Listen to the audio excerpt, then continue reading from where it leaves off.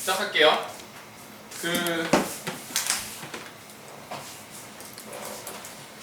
숙제가 제가 뭐 얘기를 클리어하게 전달을 못해서 그런지 모르겠지만 제가 바꾸라고 했던 게 이렇게 바꾸라고 한 거였거든요. 약간 얘를 기준으로 이 전체 다 바꿔라. 그러니까 요까지. 그래서 그렇게 하신 분도 있고 안 하신 분들도 있는데, 그러니까 그걸 한 이유가 있어요. 첫 번째 이유는 여러분들의 자산 상황을 제가 별로 알고 싶어서 이걸 한 건 아닌 게 있고, 두 번째는 이렇게 하면 다 비율이 나오거든요. 그러니까 이러면 모든 비율이 나오는 거예요. 이게 부채 비율이 경우는 그냥 이거 자체가 그냥 바로 부채 비율이 되는 거고, 무슨 말인지 알겠죠? 이거는 그러니까 얘가 그러면 오늘 배울 ROE 같은 개념이에요. ROE 같은 게 그러니까 이익이 몇 프로 나오는지에 대한 게 숫자적으로 다 나오고, 이것도 뭐 ROS라고 하는 그냥 그러니까 자산이 돌아서 이 매출을 얼마나 발생시키나 이런 거를 표준화해 볼 수 있기 때문에 결과적으로는 이 수치가 100인 게 기준이 된다는 거예요. 무슨 말인지 다들 이해했죠?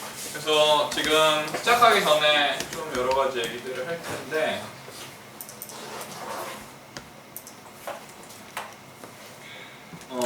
먼저 지금 이렇게 적으신 분이 있어요. 영업이익이 남고 그러니까 매출이 예를 들면 100이었는데 영업이익이 90인데 저축을 10해서 걔가 0이다 이렇게 적으신 분이 있었는데, 그러니까 이게 왜 그런지 알겠죠? 이게 저축은 지금 이 매출 활동이랑 관련이 없는 거예요. 그래서 여기서 이게 아니고, 그러니까 걔가 10으로 끝나는 거예요. 그 말인지 알겠죠? 그 다음에 요 10을 어떻게 할 것인가가 이익잉여금을 어떻게 쓰는지에 대한 얘기고, 지금은 자본 변동표라는 걸로 이름은 바뀌었는데, 그래서 그러니까 요 10을 어떻게 처리할 건지는 다른 재무제표가 따로 있는 거예요. 우리가 설명 안 한 네 번째 재무제표. 근데 그거는 뭐 복잡해서 제가 설명을 하진 않았는데 무슨 말인지 알겠죠? 그러니까 돈이 남은 거고 그 돈을 어떻게 처리할지는 그런 거라고요. 보통 이 돈이 남아서 이 남은 돈을 이제 당기순이익인 일단 NI라고 하고, 이 NI로 뭐 배당을 하거나 유보를 하거나 이 둘 중에 하나를 하는 거고요. 배당을 안 하면 그냥 유보예요. 다른 행동은 다 유보예요. 주주 소각을 하더라도 유보한 다음 소각을 하게 되는 거라서 다 이제 배당이냐 유보냐인 거고요. 그래서 뭐 이렇게 그러니까 저축을 하면 유보를 해서 금융 상품을 산 거죠. 10만 원어치. 무슨 말인지 알겠죠? 그냥 정기 예금을 든 게 금융 상품에 10만 원어치가 들어간 거예요. 무슨 말인지 이해했죠? 그걸 잘못하신 분이 있었고, 그냥 이게 경영적인 개념이라 설명을 하는 거예요. 그리고 영업이익을 표기를 안 하신 분이 있었어요. 그냥 뭐 매출 원가가 나오고 판관비가 나오는데 마지막에 뭐 예를 들면 법인세 전 순이익, 여기는 기타 비용, 약간 이런 것들이 있었는데 여기는 끊어줘야 돼요. 영업이익은 제일 중요한 기준이라서 무조건 끊어줘야 되는 거고요. 무슨 말인지 이해됐죠? 영업이익의 기준은 영업에 들어간 돈이고 들어가지 않은 돈이에요. 사실 우리 같은 경우는 그냥 개인 사업, 그러니까 우리가 그냥 근로자일 때 하면 이건 연봉이 되는 거고요. 사실 여기에 영업에 들어가야 되는 돈은, 그러니까 회사에 다닐 때 교통비는 여기 들어가는 거고, 내가 놀러 갈 때 교통비는 여기 들어가는 거가 되는 거예요. 무슨 말인지 알겠죠? 그러니까 이게 영업에 관련된 활동이냐 아니냐로 돈이 부과가 된다는 거죠.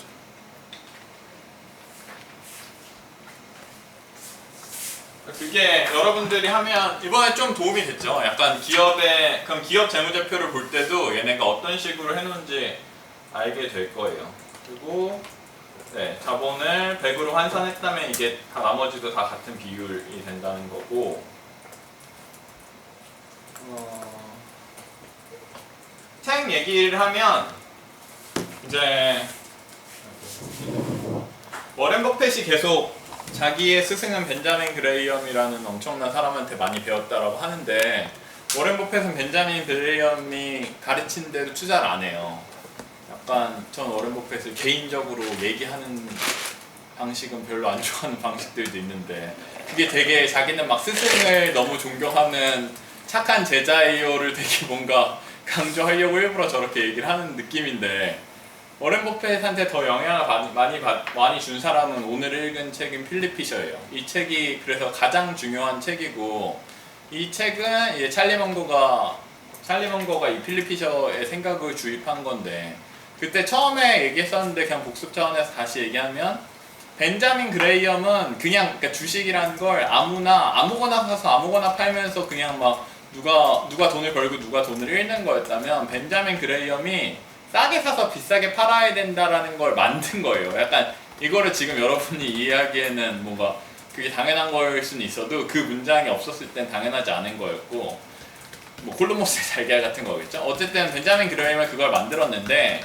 이 필립 피셔라는 사람이랑 찰리 먼거라는 사람은 애초에 투자자 출신이 아니에요. 그래서 그러니까 관점이 이제 좋은 기업이 무엇인가에 좀 더 관심을 가질 수 있는 백그라운드가 있었고 그렇기 때문에 좋은 기업을 넣어서 이제 벤자민 그레이엄 거랑 합쳐서 좋은 기업을 싸게 사서 비싸게 파는 걸로 바뀌게 되는 거예요.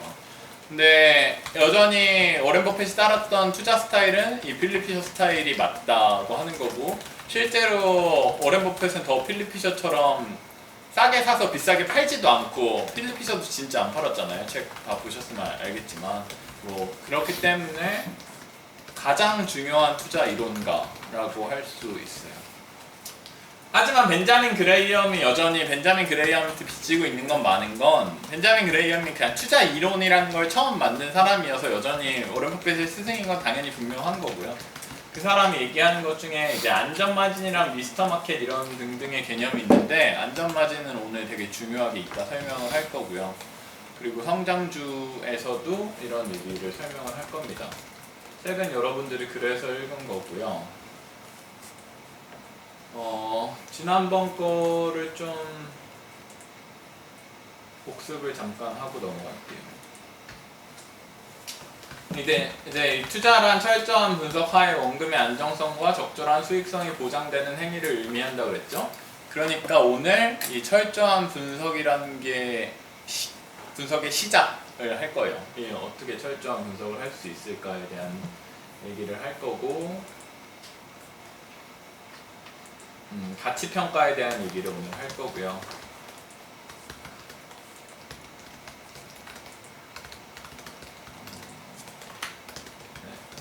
여러분들이 계속 생각을 해주셨으면 좋겠는 게 우리가 주식을 하는 게 아니라 기업을 사는 거라고 생각을 하는 거고요. 그 기업을 산다고 생각하는 가장 근본적인 건 인수를 한다고 생각하는 거예요. 그래야 인수를 한다고 생각해야 여러분들이 지난번에 물어봤던 대로 막 예를 들면 꼭 그렇게까지 봐야 되냐 막 약간 이걸 정확히 알아야 되냐 이런 개념이 여러분이 뭐 예를 들면 천억짜리 회사를 사서 그 회사가 실제로 나한테 100억을 돌려줄지도 모르고 80억을 돌려줄지 모르면 정확히 얼마일지 궁금하잖아요. 그러니까 그런 것들을 보는 거고요. 저번에 재무제표를 보면서 이제 제가 조금 오히려 안타깝게 됐던 게 그러니까 약간 그때 뭔가 고급 내용이랑 합쳐져서 좀 더 복잡성이 돼서 여러분들이 어렵게 느껴졌을 수도 있는데 여전히 기업은 손익계산서가 제일 중요해요. 그 얘기를 할 거고요. 왜냐하면 대차대조표가 지금 아까 저축에 해당되는 얘기를 한 것처럼 손익계산서가 여러 번 반복된 게 누적돼서 만들어진 게 대차대조표이기 때문에 손익계산서가 제일 중요한 거고요. 현금흐름표를 보는 이유는 손익계산서는 가짜로 만들어낼 수 있는 도구라서 그래요. 그래서 이 손익계산서를 믿어도 되는지 안 믿어도 되는지를 그러니까 믿으면 안 되는 손익계산서를 현금흐름표에서 확인을 하는 거고 여전히 제일 중요한 건 손익계산서라는 거죠. 무슨 말인지 이해됐죠? 손익계산서를 믿어도 되는지 안 되는지를 위해서 현금흐름표를 보는 거라는 거고 네. 그렇고 질문을 먼저 할까 해요. 그 먼저 질문들이 들어온 것들은 코스피랑 코스닥의 구분에 대해서 질문을 하신 분이 있는데 저도 처음에 시작할 땐 이거를 구별을 했었는데 지금 생각할 땐 구분이 별로 의미가 없다는 생각을 하긴 해요.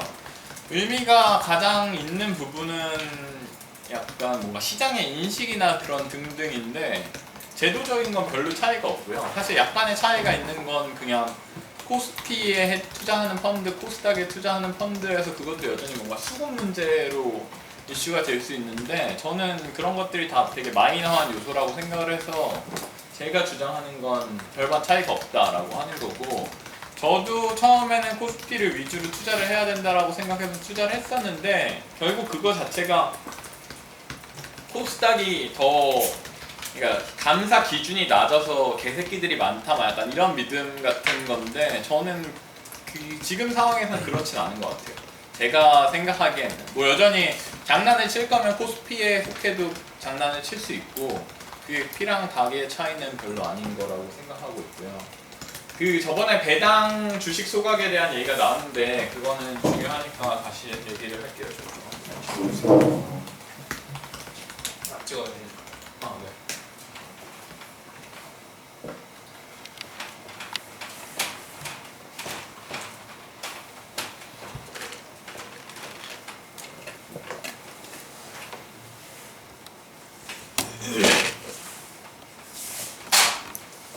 그러니까 오늘 다시 얘기를 하긴 할 건데 이게 시가총액이 지금 다시 해서 1조짜리 기업이 있어요. 근데 주식 수는 1억 주고 한 주당 가격은 10,000원이죠. 이걸 곱한 게 이거니까요. 근데 이 기업이 이익을 1,000억 벌었어요. 그래서 이거를 소각을 하려고 이거를 1,000주 산 거죠. 그러면 1,000주 사면 이제 이게 9,000억 주가 됐는데, 그러니까 9,000만 주가 되죠. 9,000만 주가 되는데, 그러니까 이거 자체가 1.1만 원으로 오르는 효과가 사실상 배당을 주는 거랑 안 주는 거랑 마찬가지다라는 얘기를 한 거예요. 근데 질문 포인트는 되게 좋은데 이 1,000억을 썼잖아요. 지금 이 1,000억이 여기에 포함이 미치는 거란 말이에요. 그러니까 이 1,000억이 들어가서 이 1조라는 게 들어갔다는 거죠. 근데 이 1,000억을 썼으니까 얘도 9,000억이 돼야 돼서 이게 1억, 그러니까 이게 9,000만 주 플러스 만 원인 게 아니냐라는 질문이었는데 이게 어떻게 보면 맞을 수도 있고 안 맞을 수도 있어요. 왜냐하면 기본적으로는 이게 현금 1,000억인 거랑 시가총액 1조에서의 1,000억은 같을 수도 있고 안 같을 수도 있거든요. 왜냐하면 그냥 회사 자산이 1조, 그러니까 회사 자본 지금 우리가 그거 그려서 이제 이해됐잖아요. 자본금이 그대로 시가총액이 아니에요. 시가총액이라는 건 그 자본금에 대한 가격인데 그렇기 때문에 일단 요게 동일하진 않고요. 두 번째는 이 시가총액이라는 게 생각보다 자산 기준으로 형성이 안 돼요. 자산 기준으로 형성이 안 된다는 건 이익 기준으로 보통 형성이 된다는 얘기를 오늘 할 건데요. 그러니까 앞으로 들어올 캐시플로우들로 주가가 결정이 된다는 면에서는 앞으로 들어올 캐시플로우가 바뀌지가 않은 거죠. 지금 배당을 하든 안 하든. 그러니까 약간 저 영향이 이론적으로는 이 질문이 더 맞긴 맞는데 현실에서는 그렇게 큰 요소는 아니라고 생각합니다. 그리고 연결재무제표 관련된 얘기를 다시 조금 더 해볼게요. 그래서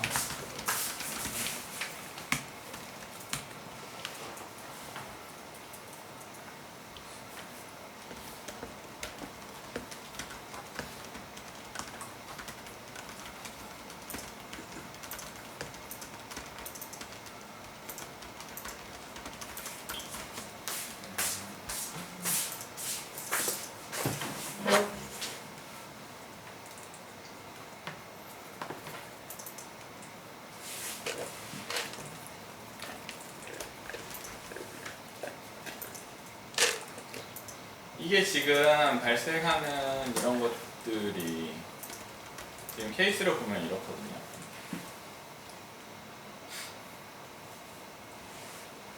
지금 현대차랑 현대모비스가 그냥 여전히 이게 개별 1, 개별 2라고 했을 때 여전히 사실은 아니지만 현대차가 현대모비스를 50% 소유한다고 해요. 그랬을 때 이게 현대차 연결은 이렇게 그리는 건데, 그러니까 현대차 개별 재무제표가 이런 식으로 생긴 거예요. 그러니까 매출이 100억인 그러니까 매출이 100조인데 50조는 현대모비스로 간 돈이고 40조는 그냥 다른 사람들한테 간 돈이라서 영업이익이 10조인 거고, 그래서 당기순이익이 5조가 났어요. 무슨 말인지 알겠죠? 근데 모비스는 매출이 200조 난 거예요. 근데 그 중에 이렇게 된 거예요. 현대모비스에, 그러니까 현대모비스가 현대차에 납품을 했잖아요. 근데 현대모비스도 그 짐을 옮겨야 되니까 포터 차를 주문을 한 거죠. 수송을 위해서. 무슨 말인지 알겠죠? 그런 식으로가 이게 기업 집단 간에 서로 연결 매출이 발생을 할 수가 있고, 그래서 이제 원가가 이 외부적인 원가는 이렇게 되는데 매출 같은 경우엔 이 연결을 상쇄하고 이게 240조가 되는 거예요. 어떻게 발생하는지 알겠죠? 그리고 이게 이익이 10조가 나오고 20조가 나오면 이 모비스의 20조 중에 이 50%를 갖고 있기 때문에 10조는 현대차가 가져갈 거라는 거죠. 무슨 말인지 이해되죠? 그래서 이게 영업이익을 그냥 연결로 잡으면 30조라고 적고 현대차 몫은 20조고 현대차 몫이 아닌, 그러니까 가져고 오긴 했지만 내 돈이 아니라고 10조를 적어준 거예요. 현대차 입장에서. 무슨 말인지 이해되죠? 당기순이익도 여전히 이런 식으로 똑같이 마찬가지고 5조랑 10조가 나면 5조는 이렇게 되고 이렇게 되고, 제가 지금 이번에 생각해보면서 저도 이거를 완전히 분리할 생각은 안 해봐서 그런데 제가 확인했을 땐 매출만 겹치게 되어 있어요. 그러니까 영업이익이랑 당기순이익은 그냥 찢어서 표현할 수 있어요. 네, 그게 질문이 나왔고